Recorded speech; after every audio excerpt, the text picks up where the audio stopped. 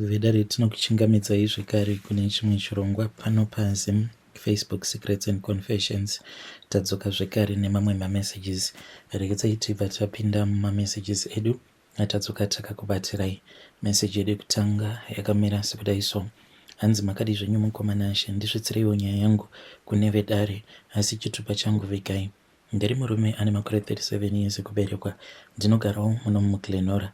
Mukomana Ashe, ndine confession yangu yekuti ndiri kudanana nemadzimai vatinoshandira. Mukomana Ashe, nyaya yangu yakamira yakadai: ndava ne8 years taroorana nemukadzi wangu, but dambudziko riripo nderekuti mbereko hapana, mwana ari kunetsa kubata. Saka takatanga tichafamba mudzin'anga kumaprofita, kuzopedzisira inini ndaneta.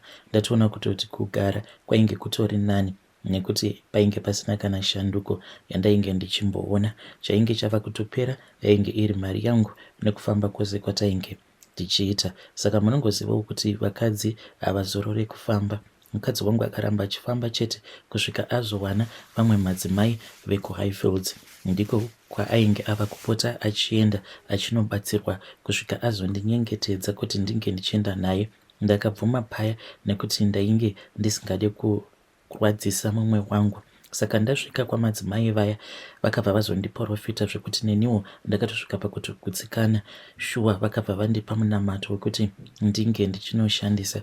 Vakanditi kana muchinge mapedza mushure memazuva 3 mobva madzoka. Ndakabva ndanoita minamato yangu, ndapedza ndokubva ndadzokera ndiri ndega. Saka madzimai vaya vakabva vatanga kundipa tsananguro dzekumusha kwemukadzi wangu. Vakanditi nhau yemukadzi wenyu ihombe, pane basa chairo, zvinotoda hama dzake. Atori neshavi riri paari rekuroya. Shavi iri akaripiwa navatete vake vakafawo vasina kana mwana. Ndidzo mhiko dzeshavi rine mukadzi wenyu. Mukomana Ashe, madzimai pavainge vachindipa tsanangudzo idzi, ndainge ndakatarisa chiso chavo ndikabva ndatotanga kutonzwa kuvada. Zviya zvainge zvitori serious. Apa ndainge ndakatopfugama pashiraini yavo. Saka ndakazongoti zvino ndodii. Madzimai vakabva vati zvava kwamuri kuti munozvitora sei, nekuti shavi riri pamukadzi wenyu rakatoitirwa mhiko kuMozambique chaiko, ndiko kwarakatengwa natete vavo. Saka takazoti tabva pashiraini yamadzimai, ndakabva ndazokumbira nhamba dzavo ndichiti ndozokufonirai kana ndisingakwanisi kuuya kuno. Ivo vakabva vatora nhamba dzangu. Ndakabva ndapinda mumotikari kwava kuenda kumba. Ndasvika kumba ndakabva ndaona message yamadzimai vachiti munhu waMwari, mafamba zvakanaka here? Ndakapindurawo ndikabva ndati hongu, ndafamba zvakanaka. Ndokubva zvangopera zvakadaro. Saka takazopedzisira tava kutaura namadzimai, vakabva vanditi ivo havana murume, vatori single mother, vane mwana 1, vakafirwa nemurume. Mukomana Ashe, ndakabva ndatanga kutaura ndakazoti kuna madzimai, saka muri kuti ndofa ndisina mwana here? Tadii tangodanana mandiberekera imimi mwana. Madzimai vakabva vanditi zvinozoita here madzibaba?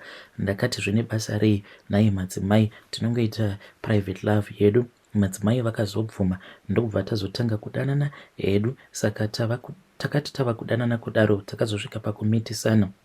Iko zvino zvitatova nemwana ane 3 years namadzimai ava. Tiri kuita mujolo zvekuti mukadzi wangu haatozvizivi, anotoenda kutonobatsirwa ikoko namadzimai ivava vandinodanana navo. Saka madzimai ava vava kunditi vava kuda zvekutogara neni ndive murume wavo, nekuti mujolo nekunamata hazvienderani. Ngirozi yavo ivo vanoti yakatsamwa. Inini kutaura chokwadi, mukadzi wangu ndinomuda. Problem iripo kungoshayika kwembereko chete. Saka ndava kutya kuti madzimai vanogona kutouraya mukadzi wangu, since vari ivo vanomushandira. Apa mukadzi wangu anovada sei madzimai ava? Haapedzi kana svondo asina kusvika ikoko.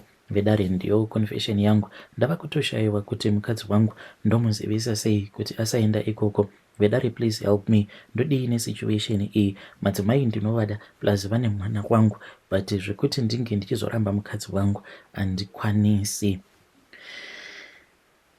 Vedare ndo message iyo yandakatumidzirwa ichibva kuna mukoma vedu. Please ngatizamei kuti tinge tichitaura navo mukoma vedu ava mucomment section. Zvakangoma hazvo vedu we. Rekedzai tibva taenda panyaya yedu inotevera. Nyaya yedu inotevera yakamira sekudai so: hanzi makadi zvenyu mukomanashi, please post for me as hidden identity. Mukomanashi ndine confession yangu yakamira sekudai. Ndakavhura bhaa nefriend yangu kumazowe. Isusu tinogara hedu muHarare, saka bhaa redu rainge risinganyatsokuuya macustomers akawanda. Friend yangu yakabva yanditi ngatimbozama kufamba tinge tichitsvaka munhu anogona kutibatsira kuti business redu ringe richifamba, macustomers ange achizowanda. Zvino inini zvekufamba ndainge ndisati ndakambozviita nekuti kumba kwedu takangokurirawo muchechi yeRoma. Saka shamwari yangu yakabva yanditi handei kuchikweshe kuna gogo vanoziva vanobatsira zvisingaiti, ndiko kwaainge achimboenda achinobatsirwa. Saka takazoenda kwagogo ava ndiri mumashure mefriend yangu mukomanashi. Zveshuwa gogo vakasota nokubva vatipa mushonga, vakati tinge tichitsvaka mbiya tobva taisa mushonga tobva tanocherera pamusuwo webhawa redu. Mukomanashi zvinhu izvi takazviita mainge muri mugore ra2019. Zveshuwa mushonga wagogo ava unoshanda, bhawa redu rinotengwa zvisingaiti. Saka zvakazoitika this year mainge muri muna February, ndizvo zvazoita kuti ndinge ndichizoreurura. Zvakaitika ndezvekuti mukadzi wangu akangotanga kurwara zvainge zvisinganzwisisike zve1 week, achifunuka muviri wake ndokubva azoshayika. Ndakangoti zvimwe kuda ainge akaroyiwa, handina hangu kuzvifambira. Saka last week takabva kutoviga mukadzi wefriend yangu 40. Akafa semukamufiro kakaita mukadzi wangu. Mukomanashi ndipo pandakabva ndatoona kutoti something is very wrong, nekuti kubva zvafa mukadzi wangu tachinja vasikana 2 vebasa, vese vari kubva vari mapofu kuratidza kuti pane zvavari kuona. Inini handina kuromba ndichida kuti ndikuda kungoromba, but nekuda kweshamwari yangu ndiyo isina kujekesa kuti zvatakaita kwainge kuri kuromba. Vedare ndava kudawo kurubatsiro, ndakazvimiririra nekuti kwagogo kunobvunzira handichadi zven'anga futi. Ndava kutodawo vana madzibaba kana mapastors vange vachindibatsira. Vedare ndo message iyo yandakatumidzirwa ichibva kuna mukoma vedu. Kana muine mamessages enyu amunenge muchida kunditumidzira, it's either munokwanisa kutumidzira kuFacebook Messenger. My Facebook is Back Again Online. Munokwanisa kunditumidzira ikoko kana kuuya kuWhatsApp. So you can also follow me kuFacebook ikoko. Rekedza itiva taenda panyedu inotevera. Nyedu inotevera yakamira sekudai. So hanzi makadi mukomanashi, nyaya yangu yakati rebei, but I will try to make it short. Ndakasanganawo nemudzimai wemunhu ndokubva tatanga kutaura seshamwari. Ndopaakatanga kundiudzawo nhau yeupenyu hwake, mararamiro aanoita mumba, kuti iye anoshungurudzwa nemurume. Rimwe zuva murume akauya negirlfriend kumba kwake achifunga kuti mukadzi wake ainge asipo. Mukadzi ndokubva azozviona, ndokubva vatanga kurwa paya negirlfriend, ndokubva azoikuvadza girlfriend. Kwapera mazuva girlfriend ndokubva yashayika, ndokutotsvakawo vanhu kuti vange vachiuraya mukadzi uyu. Akazopona nekutiza pamba kwava kuenda kumusha. Akadzoka kubva kumusha ende murume haana kumira mabasa ake, akatobva awedzera mukadzi kubasa, haachabvumidzwi kuti ange achienda kubasa. Tava kutokwanisa 2 years tichidanana, ende mukutanga kudanana kwedu hapana aimbofunga zvekure, rainge ringori bonde after bonde ende attention. Zvino zvinhu zvakazochinja, ava kundida, ava kutotanga kutotaura neni usiku, even if murume wake aripo. Dzimwe nguva anotoenda mutoilet kuti ange achikwanisa kungotaura neni chete. Manje ava kuda kusiya murume kuti tinge tichizogara tose. Inini ndiri single ende munhu ndanga ndagara ndamuda kubva pakutanga kwazvo. Handina kumbofunga kutamba naye. Nguva yandava naye ndakatoona kutoti munhu anotoshuvirawo kudiwa. Mafuta ekuzora, mapads, mabhurugwa ndini ndinotenga, ndinoita zvose. Ndinotoona kuti hana anomuitira. Musoro ndikasarukisa anongoita kana 2 months musoro wakanyangara. Ndanga ndafunga kutora hangu totangira ipapo. Vedare munotiwo nazvo. Vedare ndo message iyo yandakatumidzirwa ichibva kuna mukoma vedu. Ngatizamei kuti tinge tichitaura navo mukoma vedu ava mucomment section. Pakaipa apo panotyisa pekuti akarova munhu, hanzi vakarova munhu maiguru ava. Munhu uya ndokubva azofa. Haisi ngozi here iyi? haisi ngozi here vedare. Regedzai tibva taenda panyedu inotevera. Nyedu inotevera yakamira sekudai so. Hanzi makadii zvenyu mukoma Nashe, ndinokumbirawo kuti munge muchindisvitsirawo nyaya yangu kune vedare, asi kana muchizosvitsa kune vedare zamai kuti munge muchizovigawo chitupa changu. Ndiri musikana, ndine makore 25 ekuberekwa, ndinogarawo kumabvuku kutafara, ndiri student wekuUZ mukoma Nashe. Nyaya yangu yakamira yakadai. Ndiri munhu uya akakura achida zvinhu zvakanyanyisa zvekuti ndiri type iya inoda malevels, mamwe malevels asiri ezera rangu. Pandakatanga kuita zvevakomana ndaida vakomana vanenge vaine mari chete, saka zvinhu zvekuti zvakatokura zviri mandiri zvekuda mari, saka zvakazoitika mukoma ndezvekudai. Last year ndakajoina rimwe group revasikana 5, inini ndainge ndava wechinumber 6 pagroup iri. Group redu mukoma nderechifambi, taiti maweekends taienda tobva tanotsvaka maplacer anotipa mari, especially like vanenge vari maforeigner, nekuti ndo vanobhadhara zvisingaiti, havazisi kuburitsa mari. Saka zvakazoitika muna May this year ndakasangana neumwe muNigerian kubhaa ratinoenda kunohurira rinonzi Londoners kumaAvenues. Saka ndakabva ndatanga kudanana nemuNigerian uyu achindipa mari, inini ndainge ndichimupa service yaainge achida, achiti akauya muZim, iye ainge achiti akauya kuZim ane business raari kuita zve2 months then over azodzokera. Saka kutanga kwaJuly ndakazotanga kudiscover machanges mulife mangu. Muna July ndakaenda kumaperiods ka3 same month, ndakatoshayiwa kuti zviko zviri kumbofamba sei. Ndakangoti ameno zviri kuda kuitika, hapana kana wandakaudza. Saka this month ndipo pandakatoona kuti ndainge ndava kutoenda kumaperiods each and every week.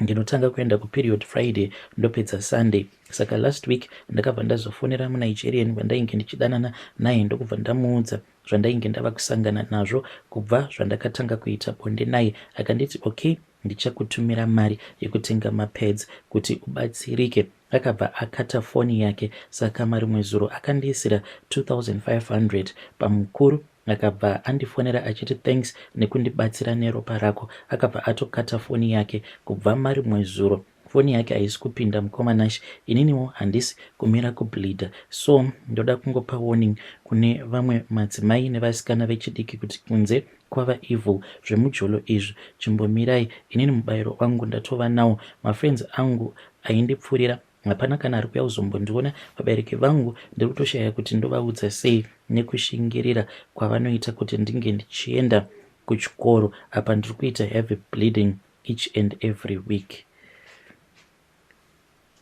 Hey, vedare ndo message iyo yandakatumidzirwa ichibva kune mwanasikana uyu. Zvakangoma hazvo veduwe, pakaipa ya zvakangoma hazvo veduwe. Ngatizamai kuti tinge tichitaura naye mwanasikana uyu mucomment section. Rekedzai tibva taenda panyedu inotevera. Nyedu inotevera yakamira sekudai so. Hanzi makadii mukoma Nashe, please hide my identity. Ndiri murume ane makore 26 years ekuberekwa. Ndine mudzimai ane makore 21 years. Tine mwana wedu mumwe chete mukoma. Tiri kunoku kunyika yavatorwa kuBotswana. Nyaya yangu yakamira yakadai so.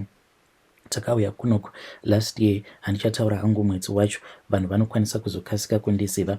Saka zvakazoitika ndezvekuti muna December ndakapinda mune rimwe group rainge riri link group rinokandwa malinks chete. So makabva mazokandwa chimessage chimwe so chevanhu vekuGhana vaya vanoti instant money rituals nezvimwe zvakawanda. So kwekupedzisira kwacho vanonyora kuti no blood involved. So ndakabva ndatanga kutaura nemunhu iyeye kusvika ati nditumire mari ange achizotenga maitems acho ekushandisa pakugadzira mari. Ndokubva ndazoudza mudzimai wangu. Saka ndikuona mafotos avanotumira so anenge aine mari. Adzimai vakabva vatorwa moyo. Ndokubva tasimbisana kuti tinge tichimutumira mari kuti tigoita mari yakawanda, laughing emojis, kuseka nhamo serugare mukoma. Ndakabva ndaenda kunotumira 1000 pula. Apa ndiyo yainge iri pay yese. Ndakabva ndazomuudza zvikanzi yaita. Ndokubva ndamutumira foto rebag cause akanditi mari iyoyo inofanira kuti inge ichizonosvikira mubag. Ndapedza ndikati chiita kuti inge ichiuya, zvikanzi mari yako yava ready kuuya. Saka tumira imwe mari yekutenga magod edu. Apa pekutanga ndainge ndakatomuudza kuti 100 pula ndiyo mari chete yandinowana. akabva atanga kutaura nyambo. Ndega ndakatoziva kutoti ndanyora apa. Ndakanetsana naye kusvika andivhundutsira kuti ukararama ukaramba uchindinetsa tichakupengesa.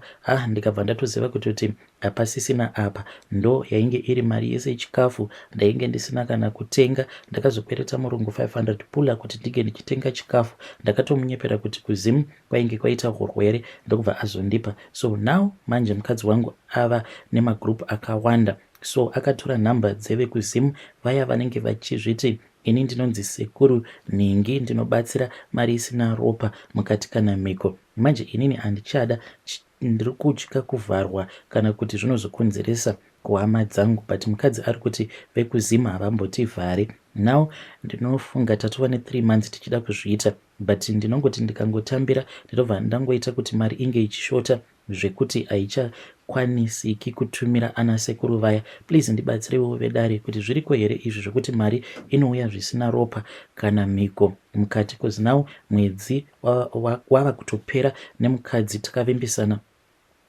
because now mwedzi wava kutopera apa nemukadzi takavimbisana kuti tiri kufanira kuti tinge tichitumidzira end of this month, but inini handisi kuda. Vedare please ndibatsireiwo. Vedare ndo message iyo yandakatumidzirwa ichibva kuna mukoma vedu avo. Zvakangoma hazvo vedu we shuwa kupfurirana kuita zvinhu zvakadaro. Akomana, kurombwa hunopedza dzinza. You need to know kuti kurombwa ihwo hunopedza dzinza. So ngatizamei kuti tinge tichitaura navo mukoma vedu ava mucomment section. Ndegedza iti vataenda panyedu inotevera. Nyedu inotevera yakamira sekudai so. Hanzi makadii zvenyu mukoma, ndinokumbirawo kuti munge muchindiposterawo nyaya yangu makaviga chitupa changu. Ndinodawo kureurura izvo zvandakaita. Mukoma Nashe, ndichiita zvose izvi zvandakaita, it was because ndainge ndichidawo kupfuma. Zvino ndine umwe musikana uyo anondirwadza. Musikana uyu ndakamuchekeresa, but mumwoyo mangu ndainge ndamuda nemwoyo wangu wose. Saka ini nemhiko dzangu ndakanzi handifaniri kuti ndinge ndichiroora. Zvandinongoita ndizvozvo zvekuti ndinodanana nevasikana ava vanonzi maslay queen, ndo vandinenge ndichingodanana navo. So ndipo pandakabva ndazotanga kudanana nomumwe musikana. Musikana uyu chinondirwadza paari ndechekuti ainge atori present worship leader, but ndakabva ndazomupfuurira kuti iye ainge achizombosiyana nazvo zvekunamata. So since iye ainge achitofungidzira kutoti pandiri ndo painge paine marriage, ndokubva azorekedza kuenda kuchurch. Ndichimuti rekedza kuenda kuchurch yainge iri nyaya yekuti ndainge ndichida kuti ndinge ndichiwana mukana wekuti ndinge ndichimushandisa, nekuti apo paainge achiri kuenda kuchurch ndaiti kana ndikada kuzama kumuchekeresa then ndaibva ndazoshaya simba, because usiku paya kana ndakarara nemusikana uyo wandinenge ndichidanana naye panguva yacho iyoyo, then ndinobva ndazotanga kuchinja. Ndobva ndaita imwe mhuka inenge yakaita kunge nyoka, yakaita kunge garwe at the same time, then ndinobva ndazotanga kuruma musikana uyo wandinenge ndinaye. Panokubuda ropa chete ndobva ndatosiyana naye, zvekuti musikana weyo wandinenge ndiinaye paanozomuka anobva atoona kutoti anenge achibleedha. Iye anotobvunza kuti kochiko chaitika kwandiri, ndamborumwa nei? Saka anenge asingatozivi kutoti ndini ndinenge ndamuruma.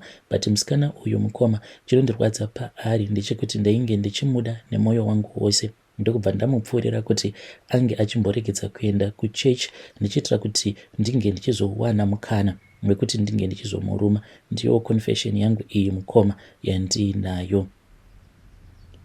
Vedare ndo message iyo yandakatumidzirwa ichibva kuna mukoma vedu. Zvakangoma hazvo vedu we. Please ngatizamei kuti tinge tichitaura navo mukoma vedu ava mucomment section.